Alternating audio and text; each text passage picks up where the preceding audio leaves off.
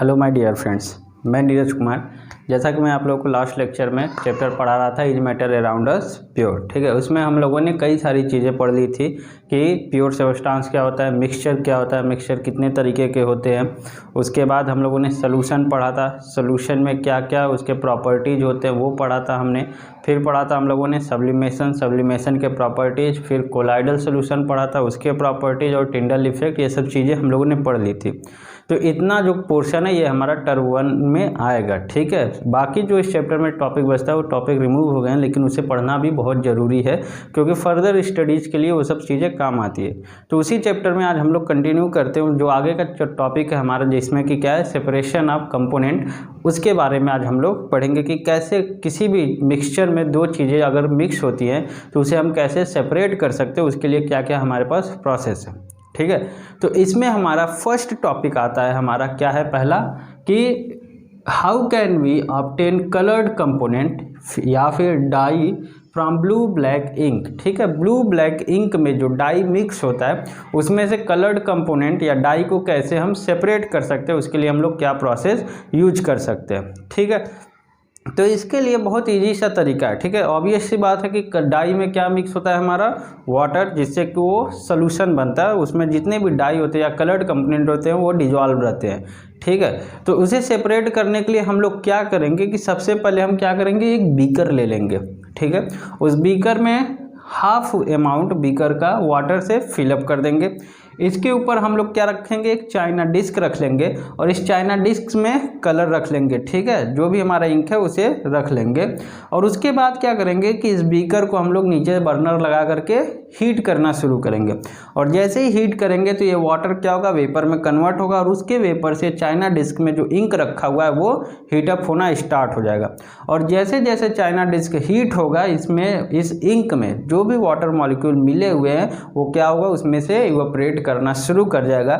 और ऐसे करते करते हमारा सारा का सारा वाटर जो है इस इंक में से इवेपोरेट कर जाएगा और फाइनली हमें सॉलिड फॉर्म में, ठीक है, डाई या कलर कंपोनेंट मिल जाएंगे। तो इस पूरे प्रोसेस को हम लोग क्या कहते हैं, इवेपोरेशन, ठीक है।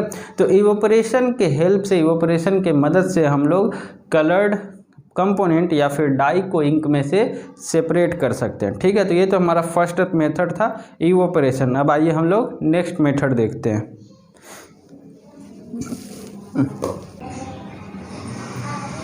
ओके दोस्तों, तो हमारा सेकंड टॉपिक इसी में क्या है कि how can we separate cream from milk या बटर फ्रॉम मिल्क, ठीक है।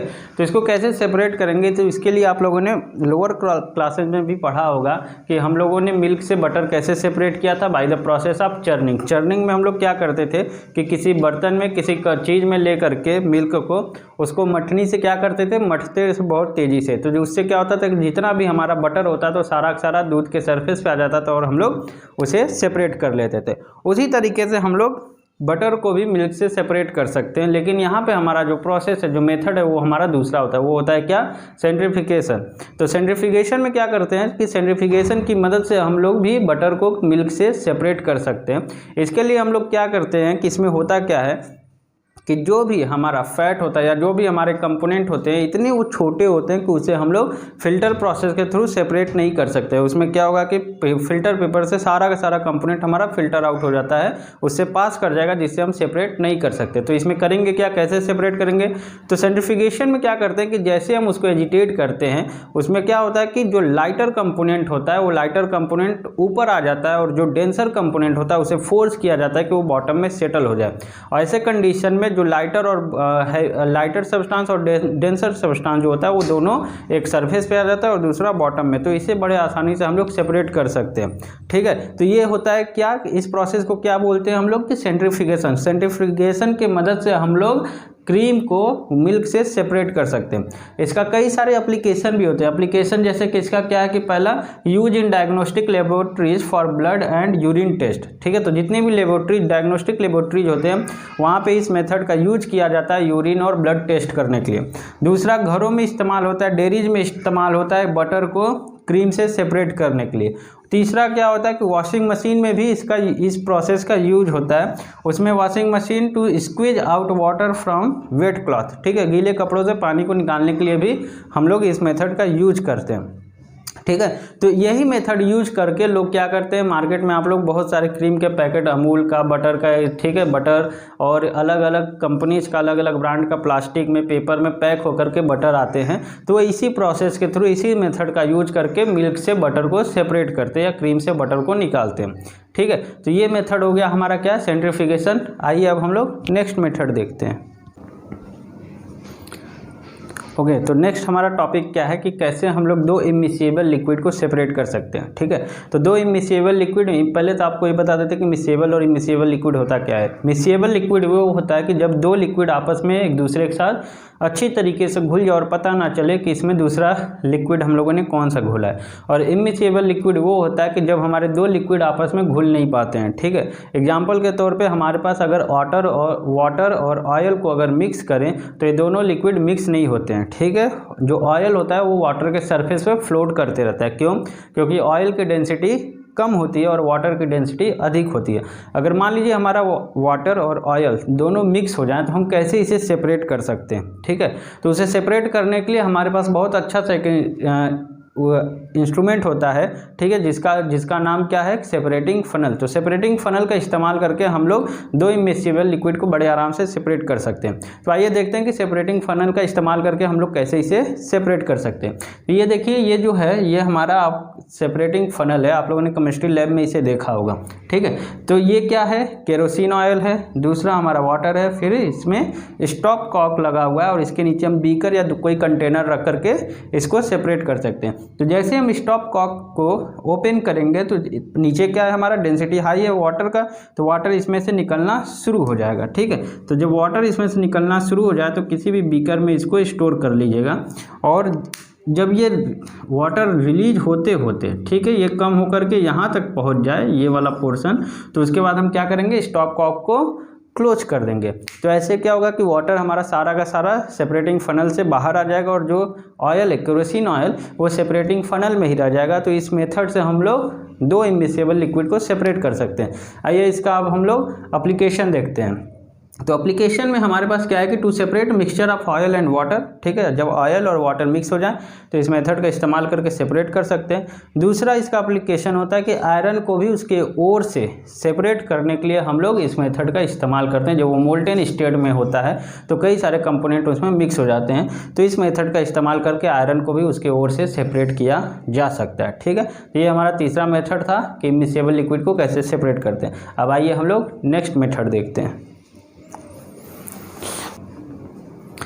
ओके दोस्तों, तो नेक्स्ट हमारा है कि कैसे हम लोग अमोनियम क्लोराइड और सॉल्ट के मिक्सचर को सेपरेट कर सकते हैं। ठीक है, तो अगर मान लीजिए कि अमोनियम क्लोराइड और सॉल्ट दो का दोनों हमें मिक्स करके दे दिया जाए तो दोनों वाइट कलर के होते हैं। आप पता नहीं कर सकते कि उसमें कौन सा कंपोनेंट सॉल्ट का है और कौन सा अमोनियम क्लोराइड का है। लेकिन अमोनियम क्लोराइड का हमारे पास एक प्लस पॉइंट होता है कि अमोनियम क्लोराइड हमारा कौन सी प्रॉपर्टी शो करता है, सब्लिमेशन का। ठीक है, तो सब्लिमेशन मतलब क्या होता है कि सब्लिमेशन एक ऐसा प्रोसेस होता है कि जिसमें कोई भी हमारा सब्सटेंस डायरेक्ट सॉलिड से गैस स्टेट में कन्वर्ट हो सकता है। तो ये प्रोसेस होता है हमारा क्या, सब्लिमेशन।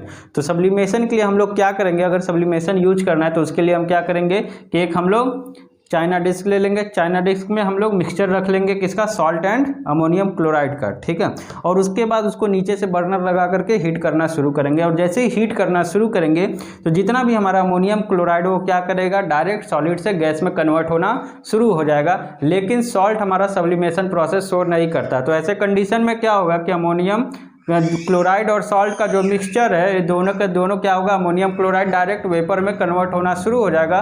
और ऐसे कंडीशन में ये ऊपर जाके जो कॉटन लगा है, सारा का सारा कॉटन में हमारा स्टोर हो जाएगा, स्टिक कर जाएगा। या फिर जहाँ पे ये कर्व हो रहा है, इस कर्व पे जाकर के अमोनियम क्लोराइड हमारा स्टिक कर जाएगा और सारा का सारा अमोनियम क्लोराइड ऊपर चला जाएगा और सॉल्ट हमारा नीचे ही रह जाएगा। ऐसे इस प्रोसेस का इस्तेमाल करके हम लोग क्या कर सकते हैं, अमोनियम क्लोराइड और सॉल्ट को सेपरेट कर सकते हैं by the using of process sublimation. कौन सा प्रोसेस यूज करके, सब्लिमेशन का। ठीक है, तो ये तो हो गया सब्लिमेशन प्रोसेस। ठीक है, तो बड़ा आसान सा तरीका है। आप लोगों ने ये सब चीज़ें अपने केमिस्ट्री लैब में, ये सब इंस्ट्रूमेंट, ये सब ऑब्जेक्ट आप लोगों ने देखा होगा। बर्नर हो गया, ट्राइपॉड स्टैंड हो गया, फनल हो गया, ठीक है, सेपरेटिंग फनल हो गया, बीकर हो गया, ठीक है। तो ये सारी चीज़ें आप लोगों ने देखे होंगे, या फिर अगर अब स्कूल खुल रहा है, आप अपने स्कूल लैब में जा रहे हैं, केमिस्ट्री लैब में जा रहे हैं, तो वहाँ जा कर के ये सब चीज़ें देखिए, ठीक है, इन सब चीज़ों का इस्तेमाल कर सकते हैं। अब आइए हम लोग नेक्स्ट चलते हैं अपने अगले टॉपिक की तरफ। ओके दोस्तों, तो अगला टॉपिक हमारा क्या है कि क्या ब्लैक इंक में एक ही कलर कंपोनेंट होता है कि कई सारे होते हैं, ठीक है। तो अगर ये हमें चेक करना है तो इसके लिए हम लोग क्या यूज करेंगे, हमारे पास अगला जो सेपरेटिंग मेथड है वो उसका नाम है क्रोमेटोग्राफी, ठीक है। क्रोमेटोग्राफी में एक्चुअली करते क्या है हम लोग कि जैसे मान लीजिए कि एक इंक है, ठीक है, कोई ब्लैक इंक है, क्या करेंगे, एक फ़िल्टर पेपर ले लीजिए, फ़िल्टर पेपर में एक लाइन मार्क कर दीजिए और उस लाइन जो मार्क किए हैं उस पर एक ब्लैक इंक का डॉट बना दीजिए, ठीक है। और जैसे डॉट बनाएंगे उसको क्या करिए कि एक बीकर लीजिए, उस बीकर में पानी भर दीजिए और उस फिल्टर पेपर को इस तरीके से डीप करना है उसमें कि जो लाइन आप ड्रॉ किए हैं वो पानी के लेवल से ऊपर रहे, ठीक है।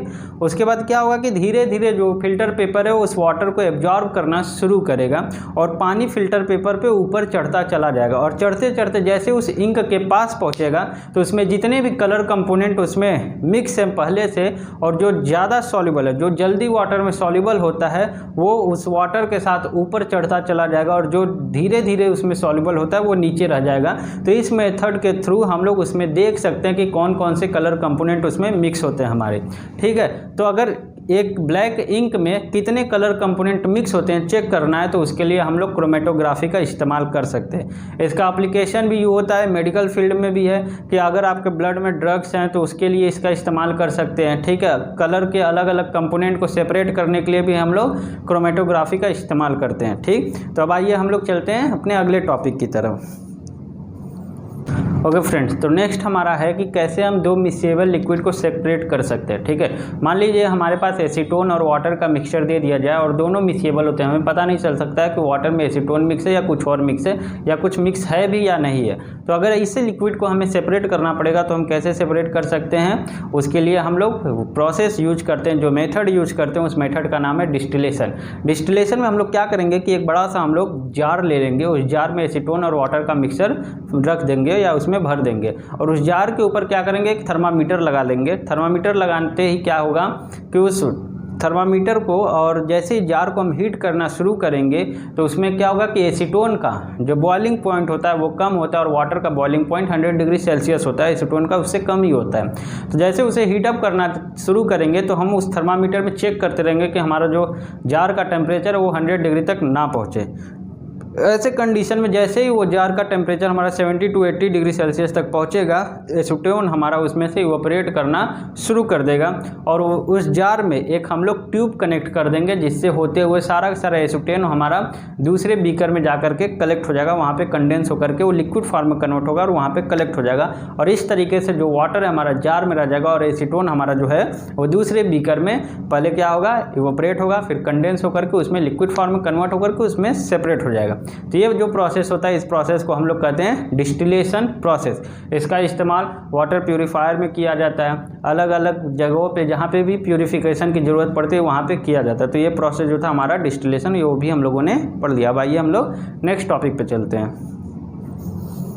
हाँ, आइए अब हम लोग देखते हैं कि एयर कंपोनेंट को हम लोग कैसे मिक्स कर सकते हैं, ठीक है। हमें पता है कि एयर कंपोनेंट में कई सारे मिक्सचर होते हैं, जैसे उसमें कार्बन डाइऑक्साइड भी होता है, नाइट्रोजन भी होता है, ऑक्सीजन भी होता है और भी कई आर्गन होते हैं और कई सारे कंपोनेंट होते हैं। तो इसे हम सेपरेट कैसे करेंगे, ठीक है। तो हम लोग क्या करते हैं कि पहले जो एयर है, ठीक है, उस एयर को हाई टेम्परेचर लो करके हाई प्रेशर पे उसे कंप्रेस किया जाता है और ऐसे कंडीशन में क्या होता है कि जो भी एयर मॉलिक्यूल है वो कन्वर्ट हो जाएगा लिक्विड में और जैसे ही वो लिक्विड में हो जाएगा, कन्वर्ट होगा, उसको हम क्या करेंगे, एक सेपरेटिंग फनल में उसमें उसको फिलअप कर देंगे और सेपरेटिंग फनल में जैसे ही उसे फिलअप करेंगे और उसे धीरे धीरे हीट देना शुरू करेंगे, बहुत स्लोली हीट देना है। और हीट देते ही क्या होगा कि अलग अलग लेवल पे अलग अलग, जैसे नाइट्रोजन का हो गया, ऑक्सीजन का हो गया, CO2 का हो गया, इसका अलग अलग बॉइलिंग पॉइंट होता है। तो जिसकी बॉइलिंग पॉइंट सबसे कम होगी वो पहले इवोपरेट कर जाएगा, सबसे पहले वो बॉयल करके वेपर में कन्वर्ट होकर सेपरेट हो, फिर उसके बाद जिसकी बॉइलिंग पॉइंट होगी वो वेपर में कन्वर्ट होकर सेपरेट हो जाएगा और फाइनली हमारे पास क्या बच जाएगा, ऑक्सीजन बच जाएगा या जिसकी सबसे बॉइलिंग पॉइंट सबसे अधिक होती है वो कंपोनेंट हमारे पास बच जाएगा, ठीक है। तो एयर कंपोनेंट को हम लोग बाई फ्रैक्शनल डिस्टिलेशन प्रोसेस या फ्रैक्शनल सेपरेटिंग फनल से भी हम लोग सेपरेट कर सकते हैं। ठीक है, तो ये तो मेथड हो गया हमारा कि एयर कंपोनेंट को हम कैसे सेपरेट कर सकते हैं। ठीक है, by the method of separating funnel या सेपरेटिंग डिस्टिलेशन से भी हम लोग यूज कर सकते हैं। ठीक है, फ्रैक्शनल डिस्टिलेशन से भी सेपरेट कर सकते हैं। ओके, आइए अब हम लोग नेक्स्ट टॉपिक चलते हैं। ओके दोस्तों, तो लास्ट इसी में हमारा टॉपिक आता है कि कैसे हम लोग जो समुद्र से, जो सी से सॉल्ट हम लोग गेन करते हैं, उसे कैसे हम लोग फिल्टर कर सकते हैं, कैसे उसे प्योर कर सकते हैं। तो उसके लिए हमें क्या करना होगा कि जैसे ही आप लोग समुद्र से या सी से सॉल्ट निकालते हैं तो उसे क्या करिए, पहले लिक्विड में उसे घोल दीजिए, उसका सोल्यूशन बना लीजिए। उसके बाद उसे फ़िल्टर करिए। फ़िल्टर करने से जो भी बड़े बड़े कंपोनेंट होते हैं वो फिल्ट्रेशन प्रोसेस के थ्रू वो सेपरेट हो जाएंगे। ठीक है, और सेपरेट होने के बाद हमारे पास सिर्फ सोल्यूशन एक बच जाएगा, जिसमें क्या हो जाएगा, वाटर और सॉल्ट का मिक्सचर रह जाएगा। उसको फिर क्या करेंगे कि हम हीट देना शुरू करेंगे, और हीट देते देते जब देखेंगे कि उसमें से लगभग सारे वाटर हमारे मॉलिक्यूल सेपरेट हो चुके, वेपर में कन्वर्ट होकर अलग निकल गए, तो हमारे पास एक वोलाटाइल कंपोनेंट बचेगा। उसको चाइना डिस्क में या किसी भी कंटेनर में रख करके उसे फिल्टर पेपर से हम कवर कर देंगे। तो ऐसे कंडीशन में क्या होगा कि जो भी बचा खुचा उसमें वाटर है वो धीरे धीरे उसमें से इवोपरेट हो जाएगा, और सारा का सारा सॉल्ट हमारे पास चाइना डिस्क में या उस कंटेनर में क्रिस्टल के फॉर्म में रह जाएगा। ठीक है, तो हम लोग क्रिस्टलाइजेशन प्रोसेस का भी इस्तेमाल करके सी से सॉल्ट को गेन कर सकते हैं, और वो प्योर सॉल्ट होगा। ठीक है, वो शुद्ध सॉल्ट होगा, जिसका कि हम लोग क्रिस्टलाइजेशन मेथड यूज करके सेपरेट कर सकते हैं। ठीक है दोस्तों, तो ये चैप्टर हमारा कंप्लीट होता है। हाँ, इसमें एक चीज़ और रह जाता है कि हमारा एक लास्ट आता है एलिमेंट और कंपोनेंट। ठीक, तो एलिमेंट हमारा जो होता है, जो सिंगल एलिमेंट होता है, किसी भी मैटर का जो बेसिक यूनिट होता है उसे हम एलिमेंट कहते हैं। और जब कई सारे एलिमेंट मिक्स होते हैं तो वो हमारा कंपोनेंट होता है। एलिमेंट हमारे 3 तरीके के होते हैं, मेटल, नॉन मेटल और मेटलॉइड। मेटल की प्रॉपर्टी आप लोग जानते हैं कि क्या क्या होता है, लस्टर होता है, मेलिएबल होता है, डक्टिलिटी होता है, good conductor of heat and electricity होता है, सोनरस होता है। लेकिन नॉन मेटल में इसी का सब उलट होता है। और मेटलॉइड में क्या होता है कि कुछ मेटल की कुछ नॉन मेटल की दोनों प्रॉपर्टी को कंटेन करता है, इसलिए उसे हम मेटलॉइड कहते हैं। ठीक है, तो ये चैप्टर हमारा कंप्लीट हो गया। अब आप लोगों को क्या करना है, इस चैप्टर के नोट बनाने हैं, इसे प्रिपेयर करना है। हाँ, ये अलग बात है कि ये चैप्टर हमारा टर्म 1 में नहीं आएगा, लेकिन फिर भी इसको आप लोग पढ़िएगा, दिमाग में रखिएगा, क्योंकि आगे की स्टडी में ये काम आता है। ठीक है दोस्तों, तो चलिए अब हम मिलेंगे आपसे नेक्स्ट वीडियो में। तब तक के लिए आप लोग को क्या करना है, मेरा चैनल लाइक, सब्सक्राइब और शेयर करिए, और मन लगा के पढ़िए, क्योंकि एग्ज़ाम आने वाला है। और हाँ, एक बात और कि आप लोगों के जो भी टर्म 1 में क्लास 9 के जो भी मैथ्स हो गया और साइंस हो गया, जितने भी चैप्टर आ रहे हैं सारे के सारे मैं चैप्टर कंप्लीट करा चुका हूँ। आप लोगों को सारे वीडियोज़ हमारे यूट्यूब चैनल पर मिल जाएंगे। तो जाइए, वीडियोज़ देखिए, चैप्टर प्रिपेयर करिए, और एग्ज़ाम के लिए तैयार रहिए, अच्छे नंबर स्कोर करिए। ओके दोस्तों, चलिए मिलेंगे हम लोग नेक्स्ट वीडियो में। तब तक के लिए बाय बाय।